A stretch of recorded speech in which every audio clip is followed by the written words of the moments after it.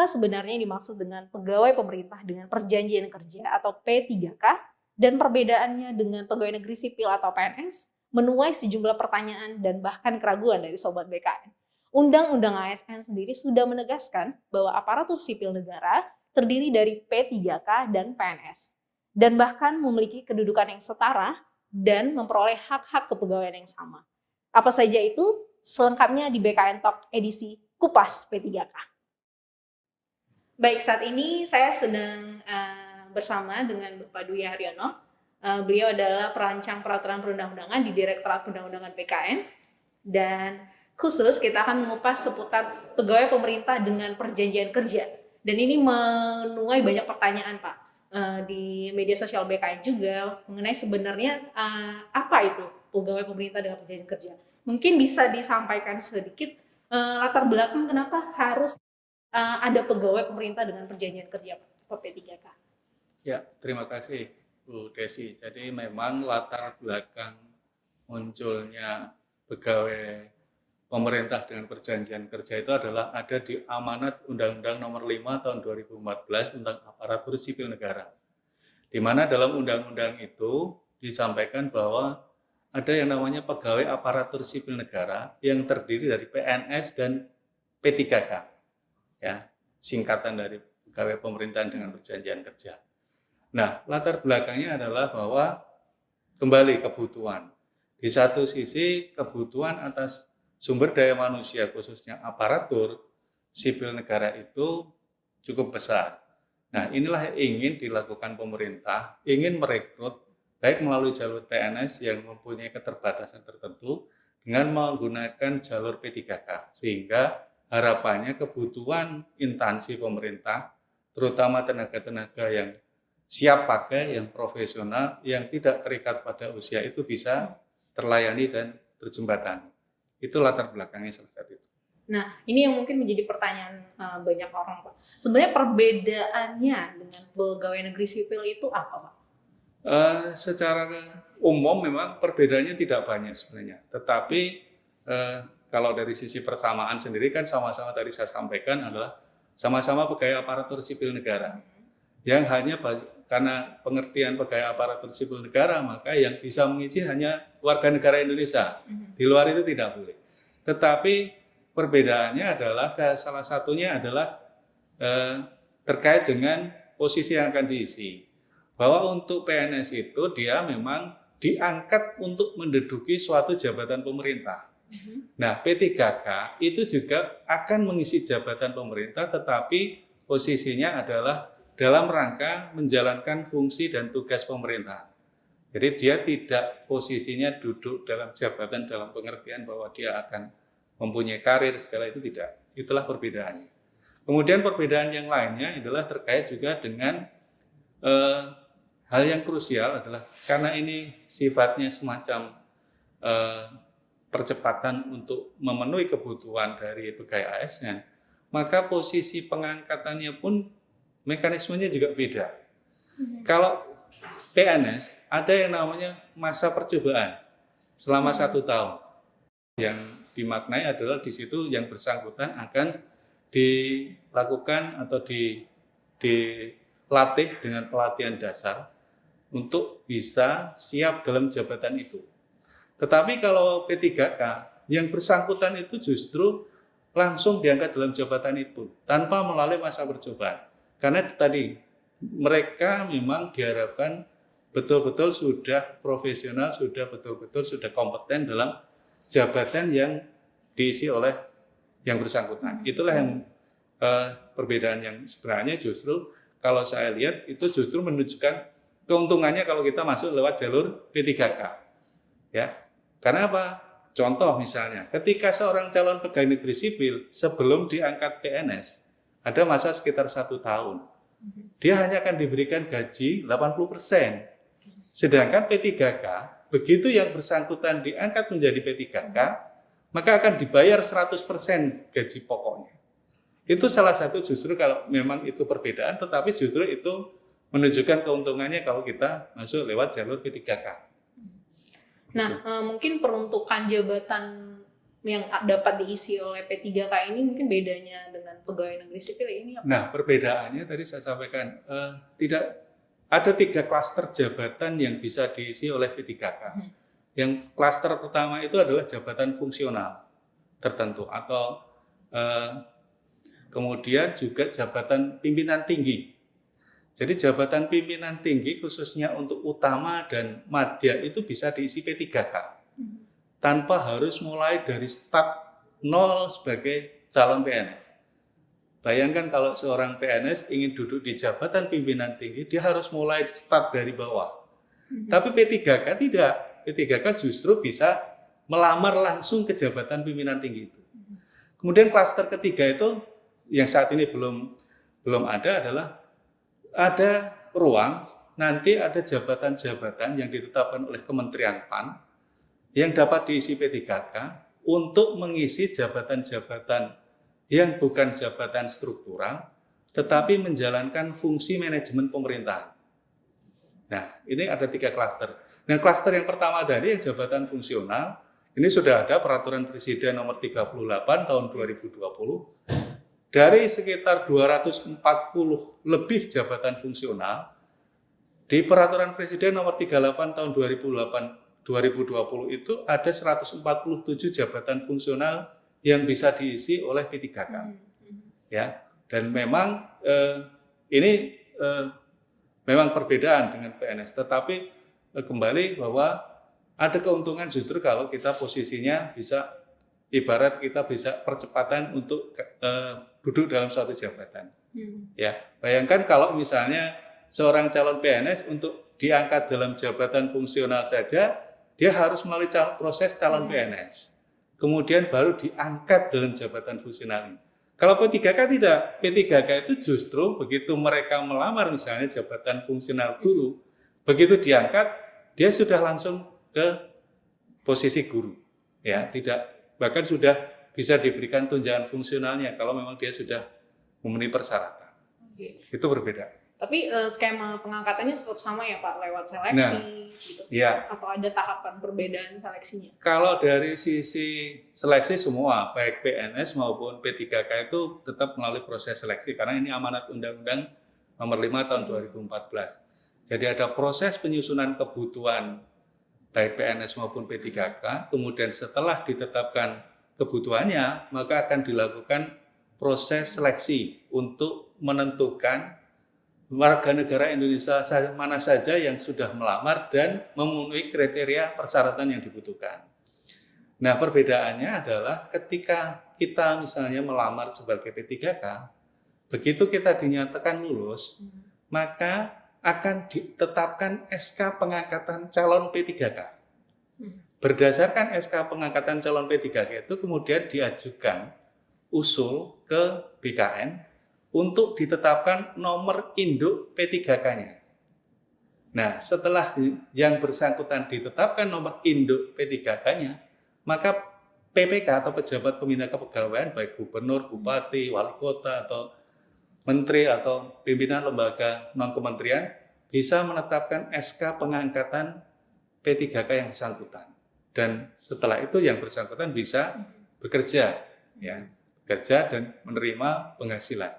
Nah, ngomongin penghasilan nih, ini salah satu mungkin yang jadi pertanyaan itu adalah hak-hak kepegawaiannya. Nah, kan kita tahu pegawai negeri sipil beberapa sejumlah hak kepegawaiannya ada. Nah, itu sama nggak ini dengan si yang akan dimiliki oleh P3K?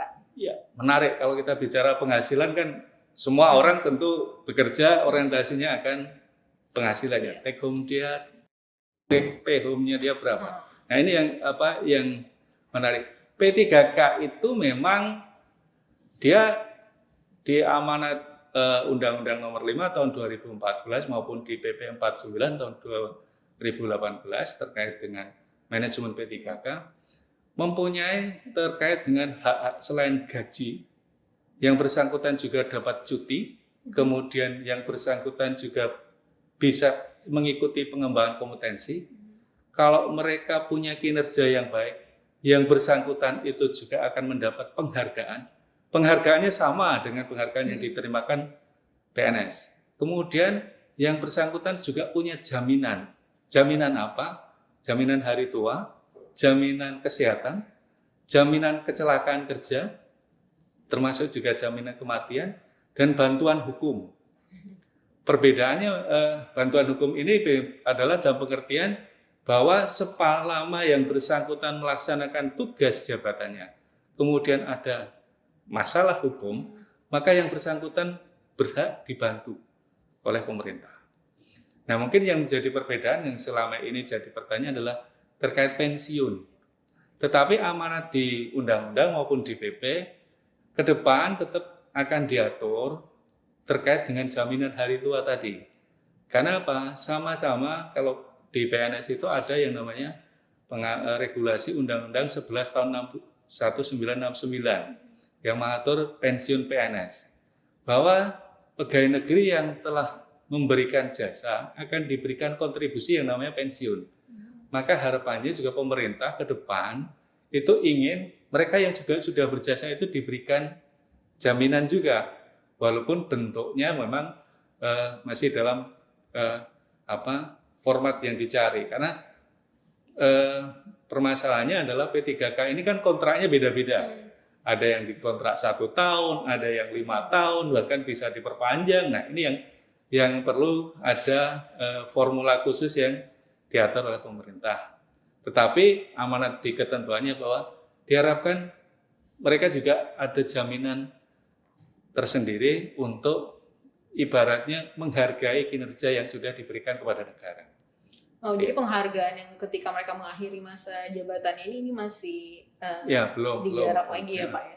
Nah, tadi menyambung soal penggajian. Nah, ini mungkin jadi pertanyaan juga ketika mereka P3K di suatu instansi. Nah, ini penggajiannya di masing-masing daerahnya kah atau terpusat nih dikelola oleh pemerintah pusat? Ya. Jadi kita merujuk di Peraturan Presiden Nomor 98 Tahun 2020 tentang penggajian bagi P3K. Di sana diatur bahwa untuk P3K yang berada pada instansi pusat, maka pembayaran penghasilannya menjadi beban APBN. Sedangkan untuk P3K yang berada di daerah, yang artinya yang bekerja untuk instansi pemerintah daerah, maka beban penghasilannya dibebankan pada APBD. Itu sudah ada di ketentuan di di Peraturan Presiden Nomor 98 Tahun 2020. Termasuk di situ diatur juga besarannya. Jadi ada mekanisme pembayarannya, ada mekanisme bayaran, kemudian berapa besaran yang diterimakan setiap P3K. Dan untuk pengelolaannya sendiri berarti sama halnya dengan pegawai negeri ya Pak? Maksudnya pengelolaannya itu ketika sudah diseleksi pengangkatan, penempatan, mereka dikelola pertanggungjawaban pengelolaannya itu di masing-masing pegawai pemerintah, pejabat pembina kepegawaiannya masing-masing ya? Iya betul, karena begini, karena penghasilan itu bukan hanya sekedar gaji, tetapi juga tunjangan-tunjangan, baik itu tunjangan keluarga, kemudian tunjangan penghasilan yang lain. Contoh misalnya, kalau di instansi pusat ada istilah tunjangan kinerja, maka diharapkan P3K itu juga mendapat hak yang sama, karena dia punya pekerjaan, punya tugas yang tidak jauh berbeda dengan PNS. Kemudian kalau di daerah ada insentif untuk PNS daerah, maka diharapkan di kontrak itu juga yang bersangkutan P3K juga akan diberikan insentif juga. Maka ketika pada saat penandatangan perjanjian kerja antara pejabat pembina kepegawaian dengan P3K itu di situ clear, sudah harus disebutkan berapa dia terima gajinya, berapa dia terima tunjangannya. Itu sudah tegas harus disebut di situ, sehingga sejak awal P3K itu tahu berapa yang akan diterima. Ya dia tidak usah nyari regulasinya, baca peraturannya, dia sudah tahu karena dia sejak awal dia sudah tahu ini yang akan dia terima dari negara ke atas kinerja dia. Ya. Nah, dan terakhir mungkin ya soal masa kontrak kerja. Nah, ini kan minimal 1 tahun, maksimal 5 tahun, dan mungkin ini yang mengkhawatirkan justru bagi mereka yang mungkin ingin melamar menjadi P3K, seolah-olah dia lebih kayak bagaimana mereka ketika memperpanjang kontrak kerjanya Apakah hanya minimal 1 tahun atau setelah 5 tahun mereka harus melamar kembali jadi P3K? Ya, begini, terkait dengan masa kontrak. Sudah ada di ketentuannya di Undang-Undang 5 maupun di PP 49 itu bahwa P3K dikontrak terikat dengan masa hubungan kerja itu sekurang-kurangnya 1 tahun.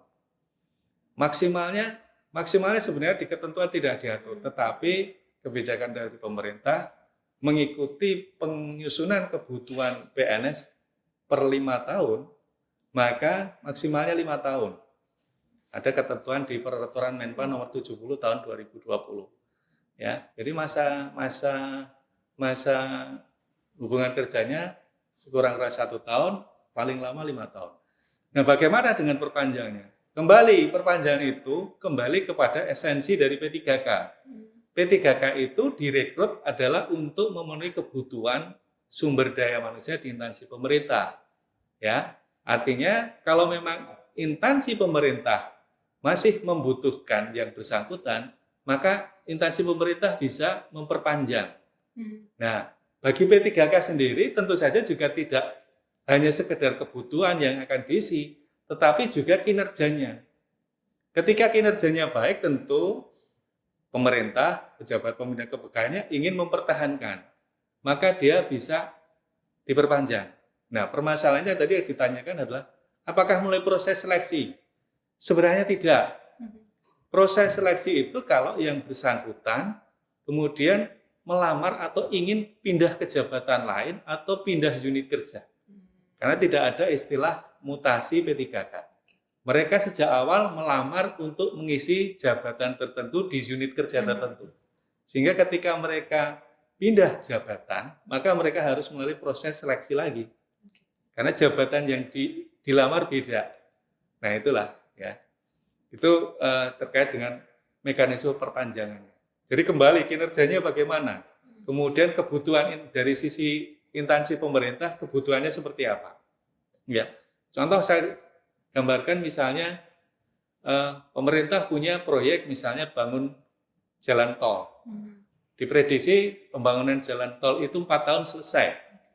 Maka direkrut misalnya arsiteknya atau dari teknik sipilnya untuk insinyur untuk mengisi misalnya dia teknisi jembatannya. Mau membuat jembatannya seperti apa?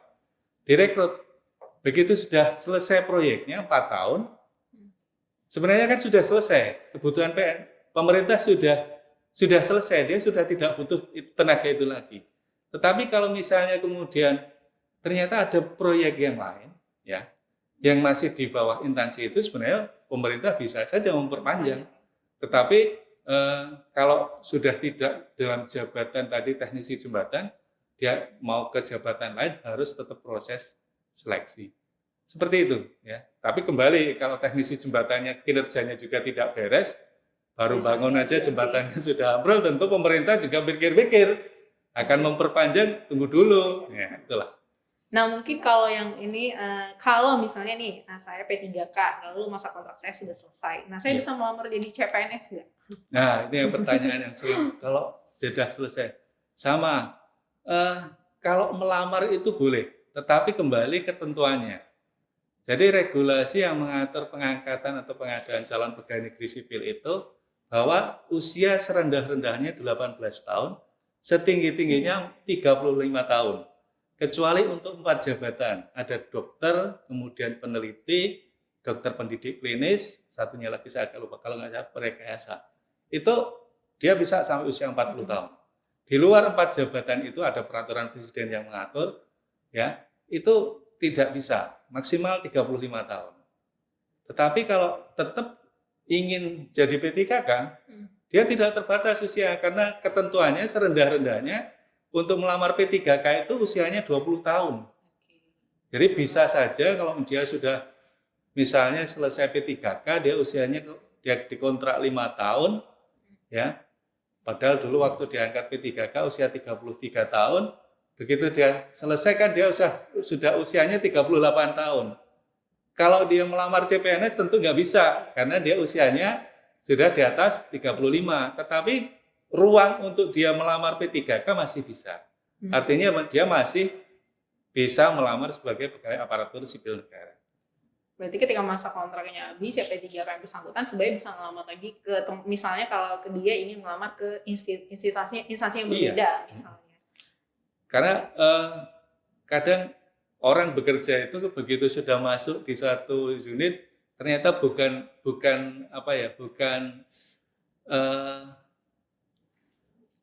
hatinya tidak sesuai, ya, bukan jiwanya ke situ. Maka kadang pengen pindah jabatan, boleh, ya, boleh pindah jabatan, boleh.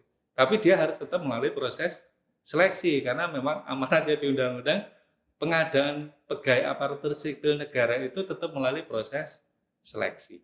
Oke. Ya. Mungkin sebagai penutup Pak, kita bisa katakan PNS dan P3K itu sebenarnya sama, setara. Ya. Mereka sama-sama aparatur sipil negara, hanya ada perbedaan mungkin di unsur-unsur hak kepegawaiannya, mungkin pengaturan skema kerjanya antara PNS dan P3K mungkin bisa disimpulkan ke kita garis besar pengelolaan perbedaan P3K dan PNS. Ya, tadi memang hampir sama, saya bilang tidak bisa 100% sama. Contoh misalnya hak cuti, ya, hak cuti P3K itu sama, dia dapat hak cuti tahunan, dapat hak cuti sakit, hak cuti melahirkan, tetapi dia tidak punya hak cuti di luar tanggungan negara. Karena apa? Karena hak cuti tanggungan negara itu bisa diberikan selama 3 tahun. Nah, bisa dibayangkan kalau misalnya P3K dikontrak 1 tahun, tapi dia minta cutinya 3 tahun. Nah, itu makanya tadi saya sampaikan tidak bisa 100% sama. Ada beberapa hal yang agak beda. Tetapi bukan kemudian itu mengurangi bahwa yang bersangkutan tidak punya hak. Tetap dia punya hak. Ya, hak cutinya masih ada. Ya, pengembangan karir yang walaupun dia hanya dikontrak 1 tahun, itu tetap pemerintah punya kewajiban mengembangkan karir, bukan pengembangan karir, pengembangan kompetensi, pengembangan kompetensi. Karena apa? Ketika seorang P3K dia ditingkatkan kompetensinya, sebenarnya yang untung itu siapa? P3K atau pemerintah? Tentu pemerintah, karena dia selain sudah punya tenaga yang tadi direkrut sejak awal sudah punya kompetensi, kemudian ditingkatkan kompetensi, performanya yang meningkat bukan hanya performanya dari P3K, justru performance unit kerja, performance dari instansi pemerintah yang bersangkutan, itu juga akan secara signifikan akan meningkat. Itulah maka diberikan kewajiban pada pemerintah untuk itu. Jadi intinya jangan ragu untuk menjadi P3K ya Pak. Iya. Karena seluruh unsur-unsur kepegawaiannya bisa dikatakan kurang lebih sama dengan PNS walaupun memang ada perbedaan di skema kerjanya, kontrak kerjanya, seperti itu. Baik, terima kasih Pak Dwi Haryono untuk waktu dan kesempatannya. Semoga apa yang kita obrolin di BKN Talk Kupas P3K kali ini sedikit banyaknya menjawab nih kekhawatiran atau pertanyaan dari Sobat BKN. Baik, saya Desi mewakili BKN. Terima kasih untuk BKN Talk kali ini. Sampai ketemu di BKN Talk lain kali.